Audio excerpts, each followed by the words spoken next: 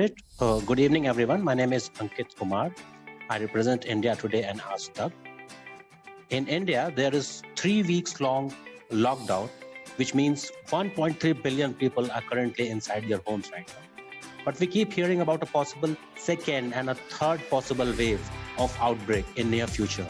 A country like India cannot afford many such lockdowns after this one ends.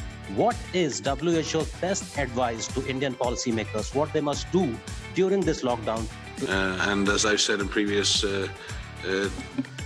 press conferences, India has incredible capacities to leverage, accelerate, and expand its capacity.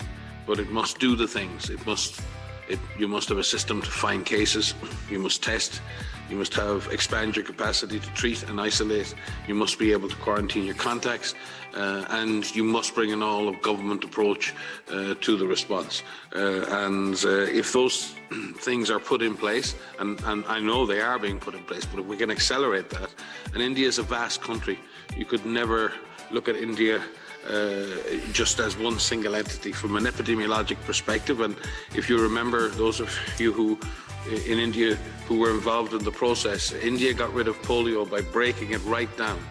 India got rid of polio by breaking it down to the village level, all the way through the system. It broke down the problem. It went after the polio virus district by district by district by district, and India won. If India does the same thing, breaks down the problem, puts in place the measures that are needed, both surveillance and healthcare measures, and does that systematically, then there is a way out. There is a transition from lockdowns into a public health-driven response in which people don't have to stay locked in their homes for more time than is absolutely necessary. Without implementing the necessary measures and without putting in place those protections, it's going to be very difficult for countries to exit. And when they do, they may have resurgence.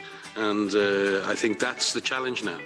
We have time, very little, as the Director General said, a second, but small window of opportunity. What countries do today, tomorrow, the next day is what's going to matter.